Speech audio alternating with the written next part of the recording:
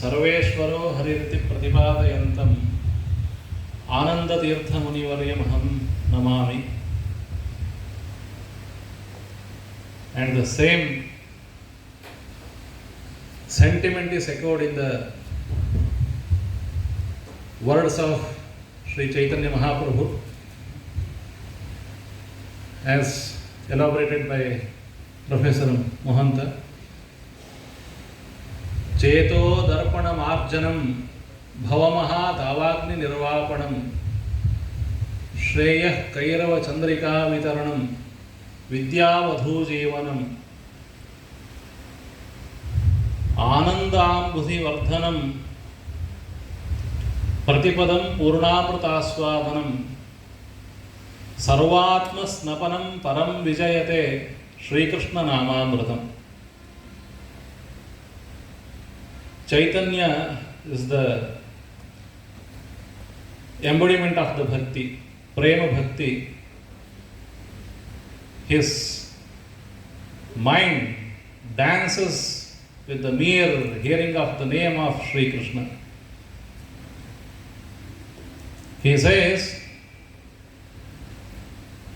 Nayanam galadashrodharaya vadanam gadgada ruddhaya gira. My eyes shed tears.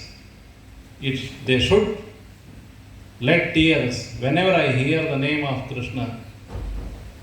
Vadanam gadgada ruddhaya gira. My voice comes to a still stand whenever I speak about the God, speak about the Krishna. Pulakair nichitam vapuh kada, and my whole body gets goosebumps all over my body with the mere hearing of the name of Krishna. Tavanama grahane bhavishyati. It is the bhakti rasa, prema bhakti of the Chaitanya Mahaprabhu, and the same is echoed in Madhvacharya. Madhvacharya says, Shrunutamala satyavachah paramam shapatherita muchrita bahuyagam. I lift, I uphold both my hands and proclaim loudly that there is no equal to Vishnu. Vishnu is above all the creatures of this world. Nahare paramo nahare sadrushaha. Paramasatu sarvachidatmaganat. He is above all these chit and achit. He is the supreme being of this world. He is the creator of this world. Whenever Madhvacharya hears the name of God, he immediately, his mind dances and he starts dancing. Kvachismaram gayati nrutyati kvachit. It is what Vadaraja Swamiji has described about Madhvacharya. Whenever he remembers the Krishna's name, Gayati, he starts immediately singing the Harinama Kirtana. Nrutyati kvachit, he dances. This is the great parampara of Harinama Kirtana in this world. And Madhvacharya is the pioneer of this Sankirtana movement. As we see, there are many philosophers or the movements of bhakti, the bhakti movements in this world. Ramanujacharya, Nimbarkacharya, Vallabhacharya, and all other people who are more stressing about the bhakti rather than the mere philosophy. Mere philosophy, jnana matrena mukti, that is another stand of philosophy, mostly upheld by Shankaracharya. Whereas Madhvacharya and all other Vaishnava philosophers, they uphold the importance of bhakti. Of course, jnana is needed, but jnana is produced only with the utmost or the highest level of bhakti.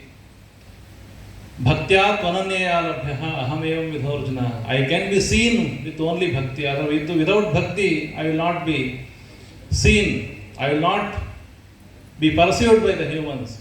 That is the stand of Madhvacharya. Though the Vishnu Bhakti Parampara is very much well expounded by Maharshi Vedavyasa himself, Madhvacharya gave a thrust to the Bhakti movement.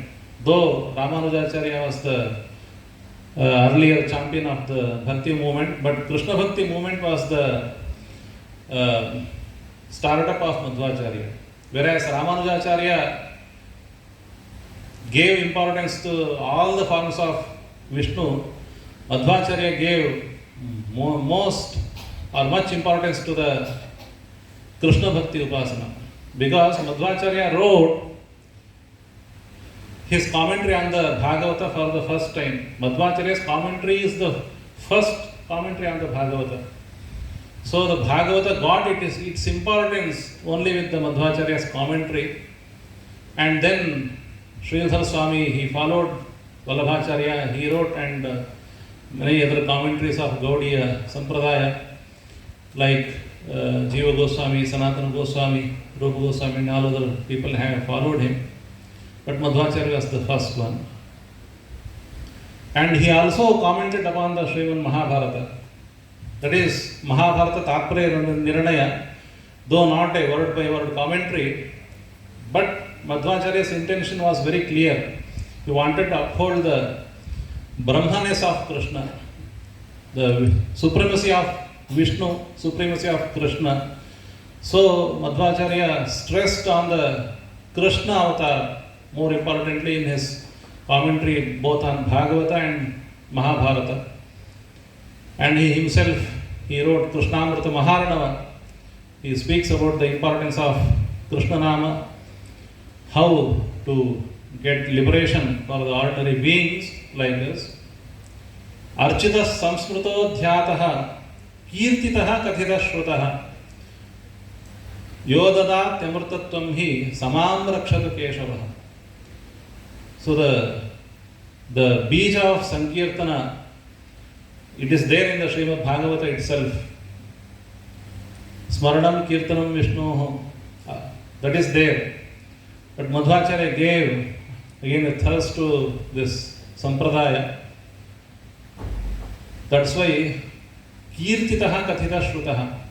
Kirtana is very important according to the Madhvacharya. Himself he started the Sampradaya of Yakshagana and Haridasa Sampradaya, where thousands of songs are written in praise of Krishna and other forms of Vishnu. And lastly, he put a stamp on the Krishna Bhakti by doing Pratisthapana of Krishna in Udupi. That is the rallying point of all the Krishna Bhaktas. So with all his activities, he gave thirst to the Krishna Bhakti Parampara.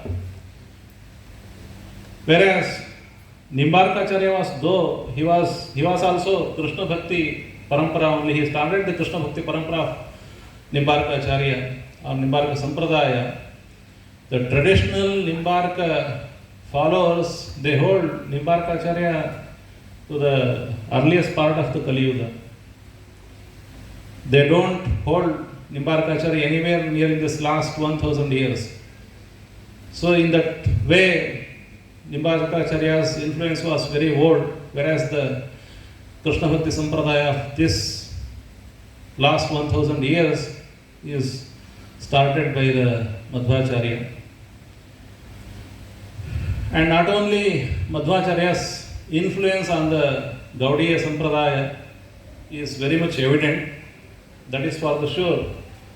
And it was my fortune to be here with the Madhvacharya and Chaitanya, the brilliant pioneers of the emerging energizing Vaishnava movement seminar, because I earned the punya by organizing a precursor seminar in last December, where we discussed about the Krishna Bhakti Parampara and Krishna Bhakti tradition in North India, the dialogue between the different tradition branches of the Madhvacharya's Krishna Bhakti.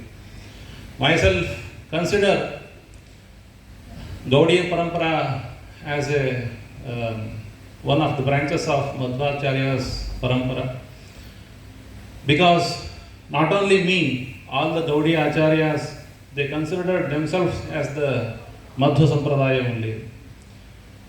One of the most important scholars, foremost scholars of the 20th century,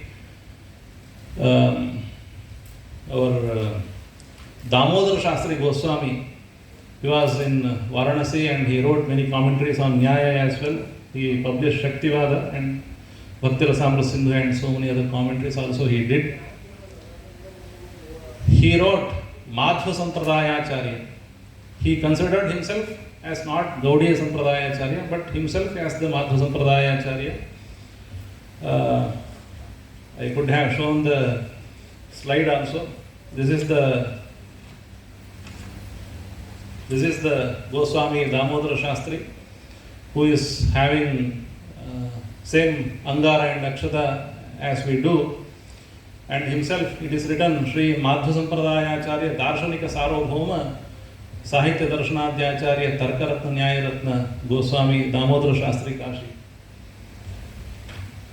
So that was the tradition of the time, and all the Acharyas of Gaudiya Parampara, or the branches of the Tattvavada, like Sanatana Goswami, Rupa Goswami and Jiva Goswami, all three are, maybe they are Madhvas by birth also, not only by philosophy. Because they are all of Karnataka descent, they must have been having some kind of Madhva Diksha from the family tradition itself. It is evident in the works of Sanatana Goswami, Jiva Goswami and Rupa Goswami and Narayana Bhatta. Hariraya Harirama Vyasa, who is the Vyasa Sampradaya in Vrindavan. Still there are many works of Hariram Vyasa, like the Navaratna and Bhakti Ratnavali. Vishnupuri is one of the key figures in the Gaudiya Vaishnava Parampara. He was the student of Jayadhvaja. Jayadhvaja was the student of Lakshmipati. Lakshmipati was the student of Vyasatirtha, it is said. So, there is a very much evident reverence to Madhvacharya. It cannot be termed as mere reverence to the Madhvacharya, or they hold Madhvacharya with high esteem. It is not the thing. They belong to the Vaishnava Tattvavada tradition. I can read a few words of Jiva Goswami. Swayam adrishtacharani cha tattvavadi gurunam anadhunikanam prachura pracharita vaishnavamata visheshanam dakshinadi desha vikhyata shishyopa shishyeebhuta vijayadhvaja vyasatirthadi vidvatvarenyanam Madhvacharya charananam bhagavata tatparya bharata tatparya brahmasutra bhashyadibhyah sangrahitani. This is one sentence of Jiva Goswami. Another in the Tattva Sandarbha, he says, Shri Vaishnavanam Bhashya Tadiya Tikasu. He is referring to the Shri Vaishnavanam Ramanuja Pantha. Shri Vaishnavanam Bhashya Tadiya Tikasu Shatadushanyadishu cha. The Shatadoshana is the work of Vedanta Deshika Acharya. Tattvavadinam Vishnu Tattva Prakashikadau Nyayamritadu. Then he is coming to the Tattvavadins, where he is referring to the works of Madhvacharya, Vishnu Tattva Prakashika, which is same as Vishnu Tattva Vinirnaya. Nyayamritadu. Tatha asmakam tadrishti lesha avashtambhi Srim Bhagavata Sandarbhe. We are following the Tattvavada. Tadrishti lesha avashtambhi. Which means we are following the views of Tattvavada and I have written the Bhagavata Sandarbha. All these things can be seen. So this is the view of Jiva Goswamiji. Hence, I don't think there is any kind of differences between the philosophy of Gaudiya Parampara and Madhva Parampara. And I am afraid of the constraint of time. I would have spoken about many of the focal points of difference where the so-called difference exists. But I can show all these things. And there is one very important thing. We find a reference to the Chaitanya saying, Chaitanya Mahaprabhu himself saying to the Tattvavadins of the Udupi, Tomar Sampradaya Dekhi Sei Dui Chinha. I hope you understood. Sabe Eko Guna Dekhi Tomar Sampradaya Satya Vigraha Ishvara Karaha Nishchaya. He says, there are some problems with your sampradaya, but there is a very big guna, there is something very high standard. The quality of your sampradaya is Satya Vigraha Ishvara Karaha Nishchaya. The Ishvara, Satya Vigraha, you have accepted that Ishvara has got a real body. Contrast with the Mayavada, where they feel that there is no body for the Ishvara. But many people like Haripriya Das and all others who have written the Kumata Kalamula, very big book on the Chaitanya Sampradaya and Madhvacharya Sampradaya, consider this reference as Prakshipta. Because there are many other references to other Acharyas in Chaitanya Charitamrita which are not in a very good taste. For example, they speak of Madhvacharya as a cow in the company of swans, which do not make a good sense. There may be interpolations in the later years because the Vaishnava Acharyas, irrespective of their affiliations, the first Lakshana of the Vaishnava Acharya himself is being friendly with all other people. Sarva bhuteshu yah pashyet bhagavad bhavamatmanah. If he does not see God, he does not behave friendly with all other people, he would not be Vaishnava himself. Lest he can preach the Vaishnavism to others. So it is not some of the things which are to be corrected in the biographies of Chaitanya Mahaprabhu. In that manner, when we exclude all these biographies, see the philosophy of Chaitanya Mahaprabhu himself by his own words, then it is certain that he is a great Vishnu Bhakta. As I recited 2 shlokas from his Shikshashtaka, his only aim is to have the bhakti. Bhakti is the Parama Purushartha for him. He is Ekantin, as per the Dvaita Paribhasha. Ekantis, they don't care for the mukti. Whereas we, common people, we crave for the mukti. We want to somehow get liberated by this very bad samsara. But these people, as elaborated by Professor Chakravarti sir, Varam Vrindavane Ramya Shudhalatum Runomyam. I will be a fox in our Vrindavana with bhakti in my heart. I will not go to this kind of mukti. So, that is the highest level of bhakti. Not possible for all the people.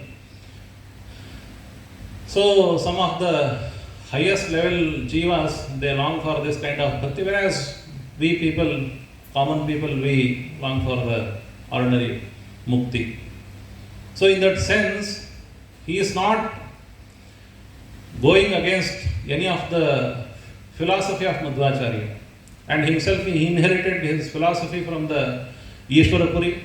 Ishwarapuri he inherited from Madhavendra Puri. Madhavendra Puri himself was the student of Lakshmipati, so the tradition goes. And very importantly, the Ashtadashakshara Krishna mantra, which is this is the mantra given to the Shishyas when they take Diksha in Gaudiya Sampradaya. This mantra comes from the Madhvacharya's works, namely Tantrasara Sangraha. Of course, Nimbarkacharya has also written the Ashtadashakshara Rahasya, where he has also given this mantra. But Gaudiya Sampradaya clearly differs from Nimbarka Sampradaya. Nobody refers to Nimbarkacharya in these works. So unless there is a clear-cut Guru Parampara Sambandha with Madhvacharya and Gaudiya Sampradaya, there would not have been such a great references to Madhvacharya as great Acharya and his Sampradaya of Mantra and also the commentary of Bhagavata. These people, they emulated Madhvacharya in commenting his Bhagavata, great Grantha Bhagavata. And not only Gaudiya Sampradaya or the Bengal Vaishnavism, which later spread to the many parts of India, Jaipur, Vrindavan and all other places. Most of the North India is now following the Gaudiya Vaishnavism, and not only India but also the world because of the ISKCON movement. Even Vallabhacharya's parampara came from Madhvacharya's parampara. Though there are philosophical differences between the Vallabhacharya parampara and Madhvacharya parampara, Vallabhacharya Mahaprabhu himself, he studied Vaishnava Shastras with one Madhavendra Yati who was Madhva. And it is written his Vallabha Digvijaya, and also he quotes Madhvacharya many times. He does not quote Madhvacharya. He incorporated Madhvacharya in his own works. That is most important. Without any reservation, he took Madhvacharya's verses from different works in his own works, Tattvartha Deepa Nibandha and Subodhani of Bhagavata and all other works. So in that manner, Vallabhacharya Sampradaya also came from Madhvacharya parampara. That's why the one of the most important Acharya of the Vallabhacharya parampara now, Sri Shyam Manohar Goswamiji of Bombay, who was honored with the lifetime achievement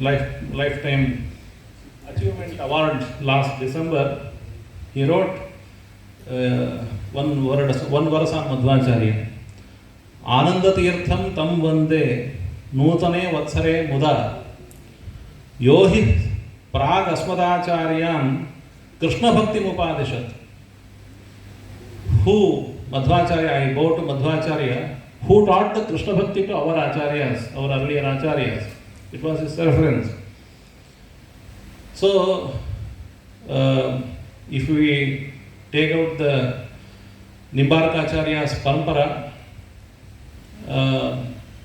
then there is no way the Krishna Bhakti would have spread all over the India without Madhvacharya's teachings. As I have highlighted, Madhvacharya incorporated Krishna Bhakti in his various works, and also by establishing the Krishna Mandira. So the Krishna Bhakti, it spread all over India because of the Madhvacharya's efforts, and we have the philosophical rigor of Madhvacharya, whereas we have retained the philosophical rigor of Madhvacharya Shastras in South India. The northern branch has got the ecstasy of bhakti. So it is complementing to each other. They are practicing bhakti, sankirtana, nama sankirtana, always dancing, singing. Of course, we have also dancing and singing with Haridasa Sampradaya, very much evident. But as the mainstream philosophers, we lack it, and we must correct it. So Madhvacharya is not a simple philosopher. That's why I changed the shloka there. The shloka, original shloka was Yo vipralambha viparita matiprabhota vadan nirasya kritavan bhuvi tattvadam. What is the purpose of Madhvacharya's philosophy? Madhvacharya's philosophy, of course, it is tattvada, because contrast to the Mayavada, he wants to establish the tattvada, the reality of this world. But the reality of this world is only part of his bhakti yoga. Because he wants to propagate the bhakti yoga of Krishna, everybody should be bhakta. Unless there is a reality of this world and difference between the God and the Jiva, there cannot be bhakti. That's why this tattvada is only part of Madhvacharya's philosophy. But his main focus is on the bhakti yoga. That's why the whole Madhvacharya himself has the energizing Vaishnava movement all over the world. It is Madhvacharya's efforts and it is Sri Krishna Chaitanya Deva who took it to the whole world. And with my pranams to these both Madhvacharya and Krishna Chaitanya Deva, I conclude my few words here. But I am afraid that Madhvacharya's photo is created by AI. Because it is showing having the Ramanuja Tilaka. It is all.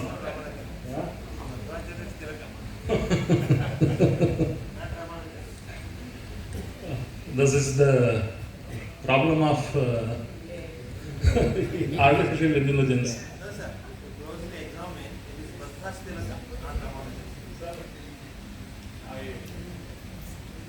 Of course, I did not have a debate about it. I congratulate Professor V.N. Sheshagiri Rao for having organized this great seminar, and also Professor Daniel sir, who took interest in this great seminar, the discussion between the North and South.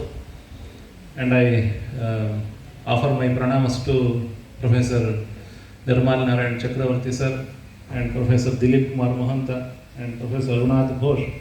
I am glad to see him because he is one of the Nayayikas who wrote about the Panchalakshmi Bengali commentary, Bengali translation that he, though I could not read it, but I know he is a Nayayika. And Professor Girish Kumar and Professor Venkatesh, I offer my pranams to all of you for having invited me here and listening to me. Sarvebhyo Namaha. Krishnarpana Namaste.